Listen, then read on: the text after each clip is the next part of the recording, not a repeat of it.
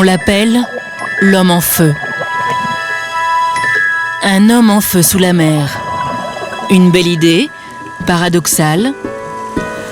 L'idée d'un homme qui décida un jour que l'art avait aussi sa place dans les océans.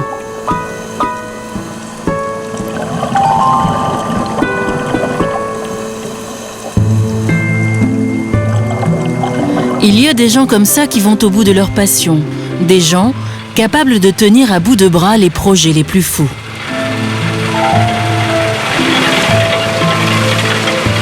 Jason Taylor a su marier ses deux amours, la plongée sous-marine et la sculpture.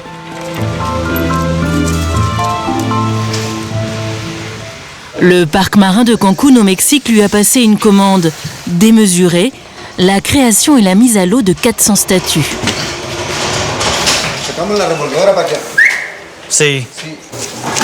Elles sont presque toutes là, dans l'atelier, en cours de fabrication ou en attente, avant d'aller bientôt rejoindre celles qui sont déjà posées au fond de l'eau.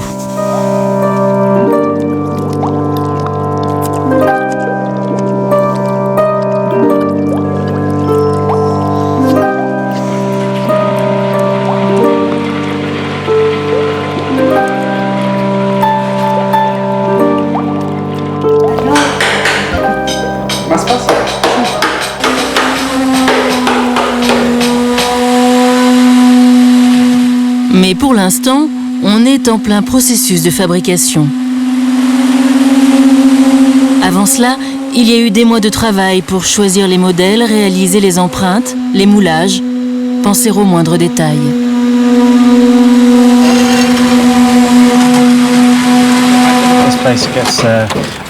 Cet endroit est fréquemment touché par les ouragans. Il faut donc renforcer la structure. On les attache entre elles pour qu'elles ne tombent pas. Les conditions sont dures. Il fait très chaud, il y a des moustiques. On se déshydrate. Le travail est très physique. Le ciment est lourd. Il vous brûle les mains. Quand je parle avec mes amis en Angleterre, ils croient que je me la coule douce avec un verre de pina colada sur la plage. Vas-y, tu peux bouger. Et attention, parce que mon bras est à l'intérieur. Diplômé des Beaux-Arts de Londres, l'artiste anglais est désormais directeur du musée sous-marin de Cancún, El Museo Subacuático. Il a engagé des artistes de la région pour le seconder, photographes, sculpteurs ou peintres. Rodrigo, lui, organise d'habitude des expositions et des installations très avant-gardistes. C'est une chose nouvelle de voir l'océan comme un musée. C'est vrai, des statues solo, ça existe ailleurs, mais on n'a jamais considéré la mer comme un musée. C'est ce qui me plaît le plus. C'est un peu comme l'art de la rue, mais sous-marin. Quasiment comme l'Atlantide, mais en mieux. Casi como el Atlantis, pero mejor.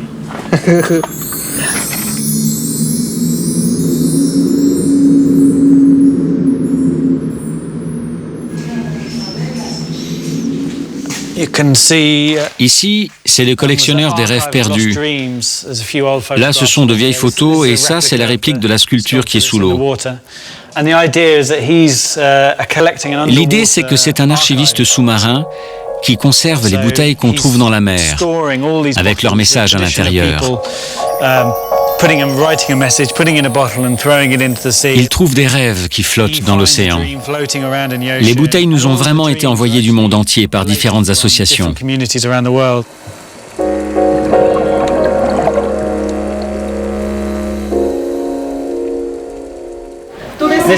On a besoin de 3 groupes. Oui. Aujourd'hui, visite à l'atelier des élèves d'un collège local. Tout le monde va servir de modèle pour le nouveau projet.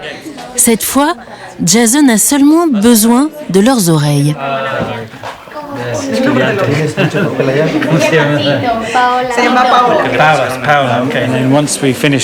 Une fois qu'on a le moule, on le remplit de ciment, puis on va les réunir pour faire un arbre qu'on appellera l'arbre qui écoute. L'idée, c'est qu'au lieu d'entendre des voix humaines qui dictent tout, qui parlent tout le temps, au lieu de ça, on écoute le fond de la mer. listening to the reef. Wow. Voilà.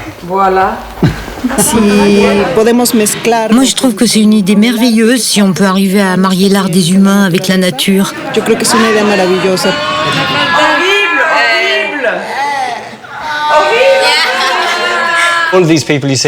Tous les personnages que vous voyez ici ont tous des boulots différents. Elle est prof de yoga en ville. Lui, c'est un garde du parc marin. Tous ensemble, ils forment une représentation de la société mexicaine. Traditionnellement, les sculptures célébraient un roi ou une personnalité importante. Là, il s'agit de célébrer les vrais gens, ceux qui font un vrai travail essentiel pour la société.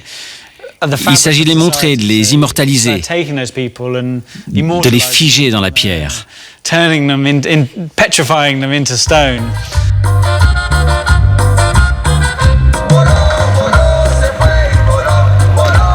Jason vit à Puerto Morelos, un petit port à 25 km au sud de Cancun, pas encore grignoté par le béton. Avec Jason, tout le monde peut gagner sa minute de gloire, comme Charlie Brown, un pêcheur qui aime bien l'idée de passer l'éternité au fond de l'océan. Amigo grande. Alors quoi de neuf? Tout va bien. Il y a 12 Charlie Brown. Oh, excellent. 12, hein? Avec toi, ça va faire 13 Charlie Brown à Puerto Morelos. Merci. C'est pas un peu trop, non? Non, je trouve pas que ce soit trop. Ça me plaît.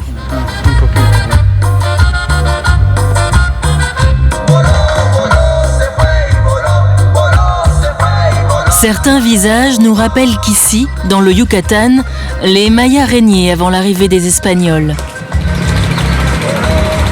Jason a voulu leur rendre hommage avec Hector, un autre modèle.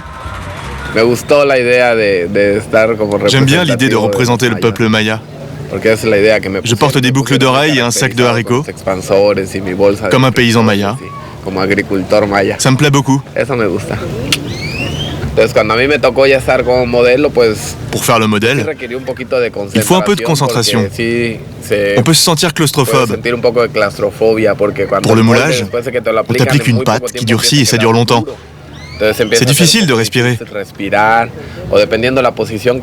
Jason m'a donné une position très fatigante à tenir. Avec les bras comme ça.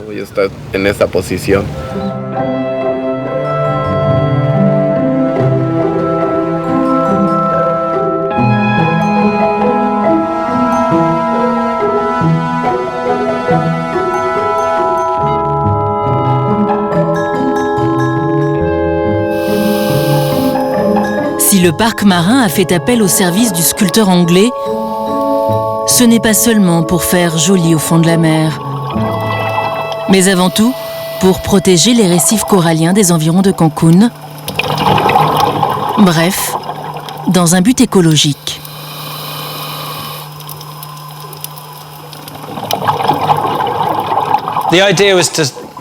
L'idée, c'est de couvrir une importante surface de fond marin et d'offrir à la faune des endroits où nager. Les poissons peuvent se réfugier dans les statues. La matière et la composition du ciment ont été conçues pour encourager la fixation des coraux. Notre but, c'est de créer un énorme récif artificiel. Et pourquoi la station balnéaire de Cancun doit-elle sauver son corail? Soleil, chaleur et mer turquoise pour les 4 millions de visiteurs annuels, voilà la recette de Cancun. Un alignement de 25 km de buildings en bord de mer, de nouveaux temples érigés à la va-vite sur la terre des Mayas, qui vit désormais au rythme des vacances américaines.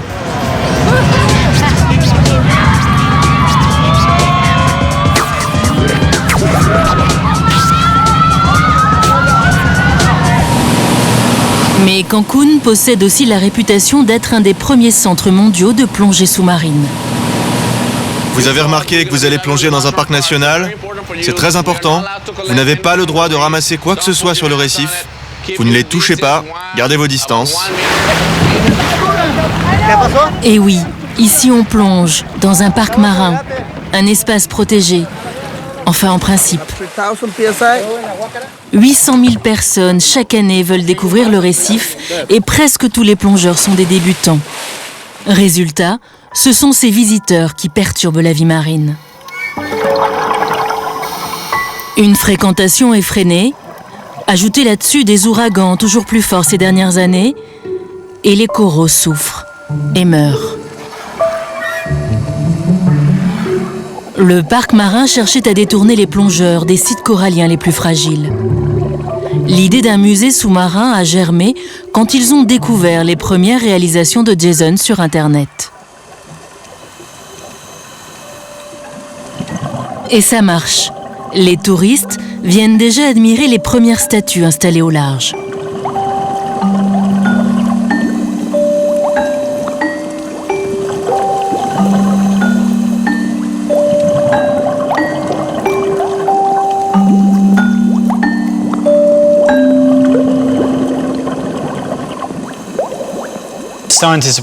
Les scientifiques prévoient que dans 50 ans, on va perdre 80% de nos coraux.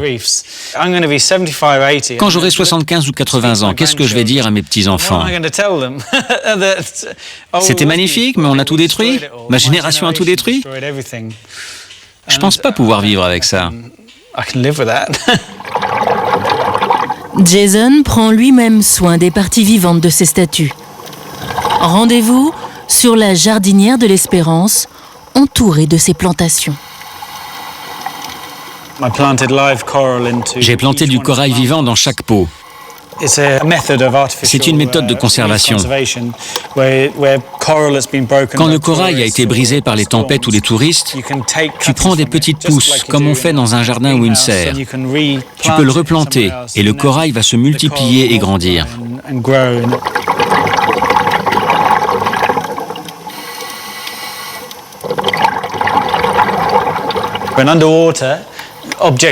Sous l'eau, les objets paraissent plus grands, plus proches que sur Terre. Les perspectives sont différentes. La lumière change tout le temps. Les mouvements de la surface de l'eau se reflètent sur les sculptures.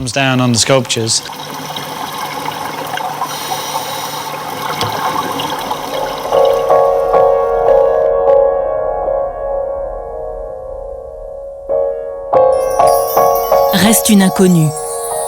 Que deviennent les statues après un long séjour dans l'océan? Pour voir cette évolution, il faut entreprendre un voyage dans le temps.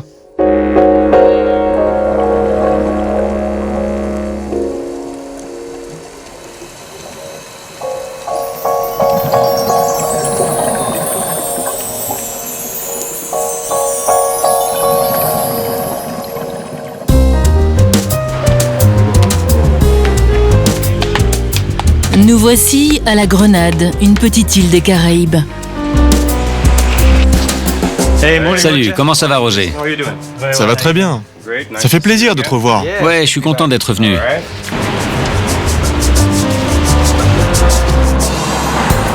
Ici, c'est un peu l'anti-Cancun.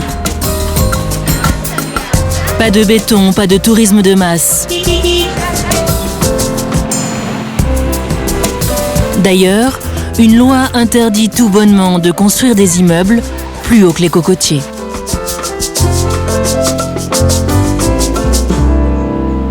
Jason revient en terre de connaissance après 4 années d'absence. Plongeur professionnel dans sa première vie, après avoir parcouru toutes les mers du monde, il choisit la Grenade pour monter son propre club. J'étais venu ici dans l'intention de reprendre une affaire. Et en fait, au début, le parc de sculpture était plutôt un genre de hobby. Oui, c'était ta passion. À côté, il me fallait une affaire qui me procure un revenu.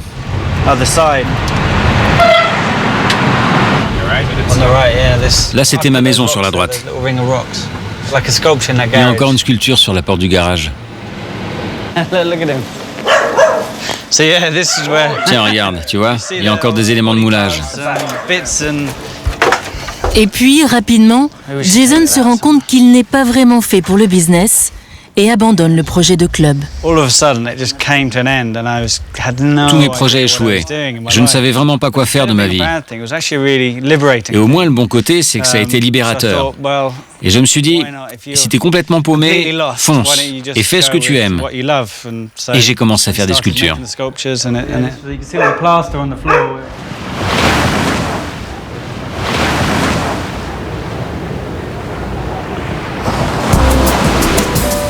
Petite visite chez Phil, devenu le gardien des statues depuis le départ de Jason. Salut, ça va? Comment vont les sculptures? Oh, elles sont superbes. La ronde d'enfant a bien changé. Jason et moi, on partageait un appartement. Et Jason m'a dit, regarde mon ordinateur. Je ne savais pas ce qu'il allait me montrer. J'ai vu des sculptures et j'ai dit, ouais, c'est bien. Je m'y connais pas tellement en art. Je lui ai dit, ça a l'air pas mal. Qui a fait ça? Il a dit, c'est moi. Et il m'a dit, qu'est-ce que tu penserais de mettre ces statues sous l'eau? Ça a été comme une illumination. J'ai dit tout de suite, je sais exactement où on peut les mettre.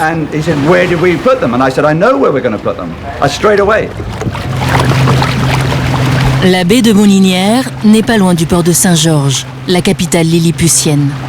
Là se trouvent les premières réalisations de Jason, du temps où il avait seulement quelques copains pour l'aider.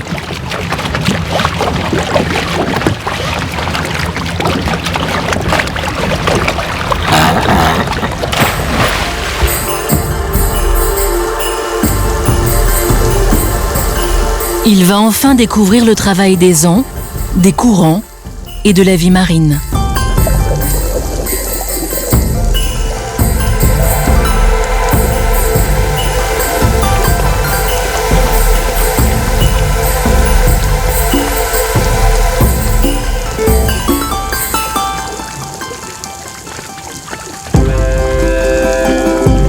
C'est vraiment génial de revoir certaines de ces sculptures, de voir les changements. Je suis juste en admiration devant le travail de la nature.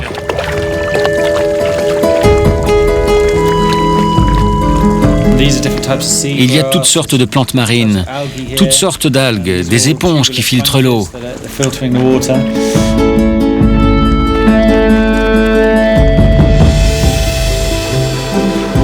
Celui-ci est recouvert d'une éponge magnifique.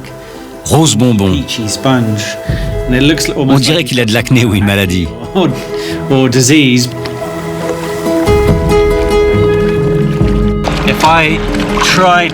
Même si j'essayais, jamais je ne pourrais reproduire les patines créées par la nature. C'est ça qui est merveilleux.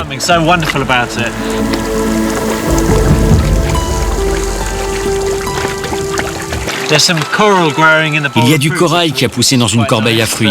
Ça ajoute de la matière.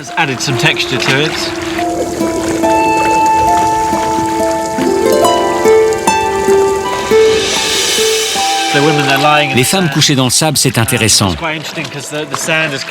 Le sable les a recouvertes, et pour bien les voir, il faut les brosser. C'est comme une découverte archéologique. On pense à une civilisation disparue. En fait, elles n'ont que 4 ans.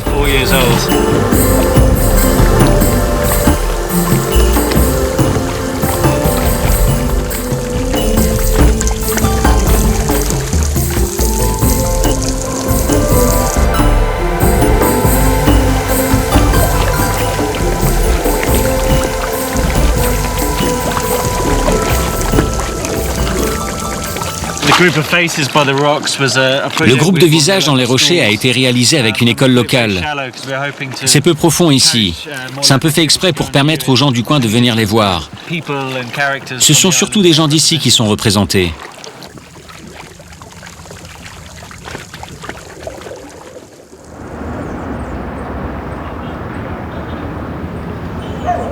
Quand Jason a débarqué en 2005 à la Grenade, le pays venait d'être frappé par un ouragan. Les lieux dévastés ont nourri l'inspiration du sculpteur. Retour dans ce que fut le centre de la télévision nationale, où la nature a repris ses droits.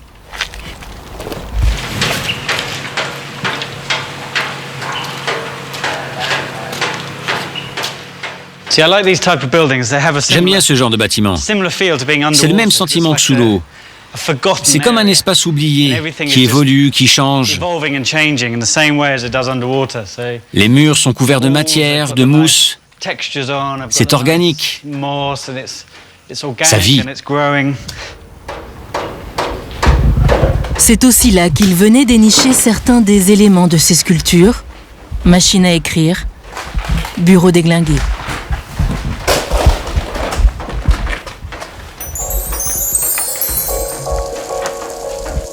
Un homme devant une machine à écrire il y a 15 ou 20 ans, c'était très courant.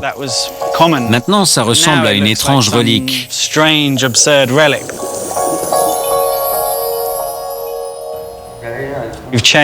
On a changé si rapidement dans les 15-20 dernières années.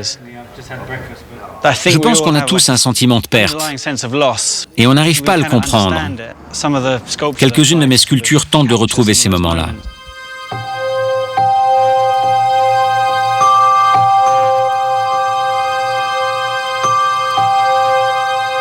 Et puis, à l'automne dernier, au large de Cancun, les statues ont pris la mer.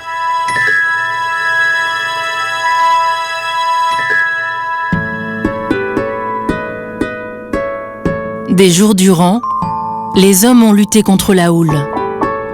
Pour placer d'autres hommes, immobiles et silencieux, ceux-là, dans l'éternité des océans.